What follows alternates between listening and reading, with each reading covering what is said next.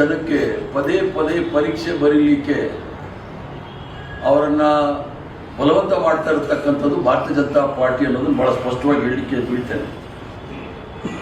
Neat ಪರೀಕ್ಷೆ ಸೋರಿಕೆಯಿಂದ ಲಕ್ಷಾಂತರ ಜನ, ಸುಮಾರು 1,40,00,000 ಜನ ಅವರ ಪರಿಸ್ಥಿತಿ ಏನಾಗಬೇಕು ಹೇಳಿ, ಸೋರಿಕೆಯಿಂದ ಅವರು ಪರೀಕ್ಷೆಯನ್ನು ಮುಂದೂಡಿದ್ರು. ಅವರ ಭವಿಷ್ಯ ಕೂಡ ಅನಿಶ್ಚಿತೆಯಿಂದ ತುಂಬೋಗಿತ್ತು.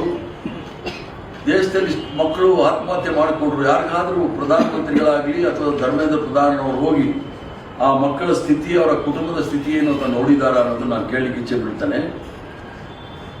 ಅದರಲ್ಲೂ ಸಹ ಕೆಲವು ವಿದ್ಯಾರ್ಥಿಗಳು ಆತ್ಮಹತ್ಯೆ ಮಾಡಿಕೊಳ್ಳೋ ಸಂದರ್ಭದಲ್ಲಿ ನೇರವಾಗಿ ಬಿಜೆಪಿ ಸಚಿವರ ವಿರುದ್ಧ ಆಕ್ರೋಶವನ್ನು ವ್ಯಕ್ತಪಡಿಸಿದ್ದಾರೆ. ಅವರ ಮೇಲೆ ಇನ್ನೂ ಕ್ರಮ ತೆಗೆದುಕೊಂಡಿಲ್ಲ.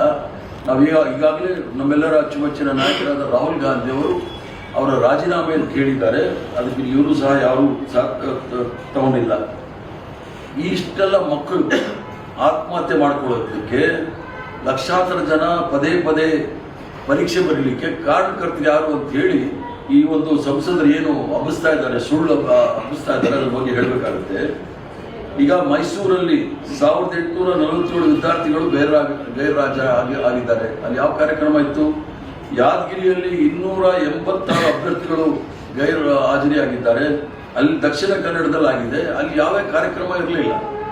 ಇಲ್ಲಿ ರಾಜ್ಯದ ಹಲವೆಡೆ ಪರಿಸ್ಥಿತಿ. ಹಾಗಾದ್ರೆ ಎಲ್ಲ ಜಿಲ್ಲೆಗಳಲ್ಲೂ ಕಾರ್ಯಕ್ರಮ ನಡೀತಾ ಈ ಒಂದು ನೀಟ್ ಪರೀಕ್ಷೆನಲ್ಲಿ ತೊಂದರೆ ಆಗಿದೆ ಅನ್ನೋದಕ್ಕೆ. ಅದಲ್ಲದೆ ಕೆಲವು ಮಕ್ಕಳು ಟಿವಿನಲ್ಲಿ ಬಂದು ಹೇಳು ನಮ್ಗೆ ತೊಂದರೆ ಆಗಿದೆ ಅಂತ ಗೈರಾಜರಾದ ಮಾತ್ರ ಅವರೆಲ್ಲರೂ ಸಹ ತಾವೇ ಮಾಧ್ಯಮದಲ್ಲಿ ಕೆಲವು ಮಾಧ್ಯಮದವರು ಇಂಟರ್ವ್ಯೂ ಮಾಡಿದ್ದಾರೆ. ಅದರಲ್ಲಿ ನಾವು ಪರೀಕ್ಷೆ ಬಂದಿದ್ದೀವಿ ಅಂತಲೂ ಸಹ ಹೇಳಿದ್ದಾರೆ. ಇದನ್ನ ಭಾರತೀಯ ಜನತಾ ಪಾರ್ಟಿ ಅವರು ಸುಳ್ಳಿನ ಫ್ಯಾಕ್ಟ್ರಿ ಇಟ್ಕೊಂಡಿರ್ತಕ್ಕಂಥವ್ರು ತಪ್ಪು ದಾರಿಗೆ ಎಳೆಯೋದು ಬೇಡ. ಅವರ ತಪ್ಪನ್ನ ಮರೆಮಾಚಲಿಕ್ಕೋಸ್ಕರ ಯಾವುದೋ ಒಂದು ಪುಟ್ಟ ನೆಪ ಹೇಳಿ ಕಾಂಗ್ರೆಸ್ ಪಕ್ಷದ ಮೇಲೆ ಗೂಬೆ ಕುರಿಸೋದು ಬೇಕಾಗಿಲ್ಲ. ಈ ಒಂದು ದೇಶದಾದ್ಯಂತ ವಿದ್ಯಾರ್ಥಿಗಳು ಆತಂಕದಲ್ಲಿ ಇರೋ ಸಂದರ್ಭದಲ್ಲಿ ಯಾವುದೇ ಒಂದು ಪರೀಕ್ಷೆ ತೆಗೆದುಕೊಳ್ತೇವೆ, ಒಂದು ಫೇಕ್ ಸರ್ಟಿಫಿಕೇಟ್ ಇಟ್ಕೊಂಡಿರ್ತಕ್ಕಂಥ ಪ್ರಧಾನಮಂತ್ರಿಗಳು ಮತ್ತು ಪರೀಕ್ಷಾ ಪೇ ಚರ್ಚಾ ಅದೇನು ಮಾಡ್ತಾರೆ, ಪರೀಕ್ಷಾ ಪೇ ಚರ್ಚಾ ಅಂತ ಮಾಡೋ ಈ ಪ್ರಧಾನಮಂತ್ರಿಗಳು ಈ ಸೋರಿಕೆ ಬಗ್ಗೆ ಇನ್ನೂ ಸಹ ಮಾತಾಡ್ತಾ ಇಲ್ಲ. ಅವ್ರು ಒಂದೇ ಒಂದು ಪರೀಕ್ಷೆ ತೆಗೆದುಕೊಂಡಿಲ್ಲ, ಫೇಕ್ ಡಿಗ್ರಿ ಇಟ್ಕೊಂಡಿರ್ತಕ್ಕಂಥ ಮಹಾನುಭಾವ. ಅದ್ರ ಜೊತೆಗೆ ನಾನು ಬಿಜೆಪಿ ನಾಯಕರನ್ನು ಕೇಳಲು ಒಂದಷ್ಟು ವಿಚಾರ ಕೇಳ್ತೀನಿ. ನೀಟ್ ಪ್ರಶ್ನೆ ಪತ್ರಿಕೆ ಸೋರಿಕೆಗೆ ಹೊಣೆ ಯಾರು? ದೇಶದ ಲಕ್ಷಾಂತರ ವಿದ್ಯಾರ್ಥಿಗಳ ಮಾನಸಿಕ ಯಾತನೆಗೆ ಯಾರು ಹೊಣೆ? ಆತ್ಮಹತ್ಯೆ ಮಾಡಿಕೊಂಡ ವಿದ್ಯಾರ್ಥಿಗಳ ಕುಟುಂಬಗಳಿಗೆ ಉತ್ತರ ಕೊಡುವವರು ಯಾರು? ಪರೀಕ್ಷಾ ವ್ಯವಸ್ಥೆಯ ಮೇಲೆ ನಂಬಿಕೆ ಕಳೆದು ಹೋಗುವಂತೆ ಮಾಡಿದವರು ಯಾರು? ಈ ಪ್ರಶ್ನೆಗಳಿಗೆ ಉತ್ತರ ನೀಡದೆ ಕಾಂಗ್ರೆಸ್ ಕಾರ್ಯಕ್ರಮವನ್ನು ಗುರಿಯಾಗಿಸಿಕೊಂಡು ಮಾತನಾಡುವುದು ನಾಚಿಗೇಡಿತನ ಈ ಭಾರತೀಯ ಜನತಾ ಪಾರ್ಟಿಯವರು. ಕಾಂಗ್ರೆಸ್ ಪಕ್ಷ ವಿದ್ಯಾರ್ಥಿಗಳ ಭವಿಷ್ಯದ ಬಗ್ಗೆ ಕಾಳಜಿ ಹೊಂದಿದೆ. ನಾವು ವಿದ್ಯಾರ್ಥಿಗಳ ಹಕ್ಕುಗಳ ಪರವಾಗಿ ನಿಲ್ಲುತ್ತೇವೆ. ಅದರ ಬಿಜೆಪಿ ಸರ್ಕಾರ ತನ್ನ ವೈಫಲ್ಯಗಳನ್ನು ಮುಚ್ಚಿ ಹಾಕಲು ರಾಜಕೀಯ ಆರೋಪಗಳ ಹಿಂದೆ ಅಡಗಿರ್ತಕ್ಕಂಥದ್ದು ನಾವೆಲ್ಲರೂ ಸಹ ನೋಡಬಹುದು.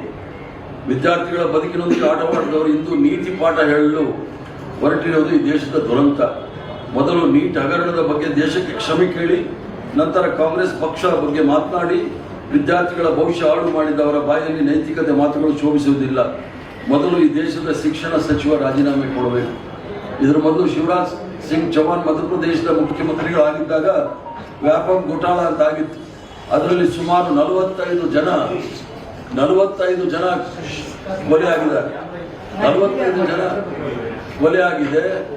ಆ ಒಂದು ಪ್ರಕರಣ ಇವತ್ತಿಗೂ ಸಹ ಈಚೆ ಬರ್ತಾ ಇಲ್ಲ.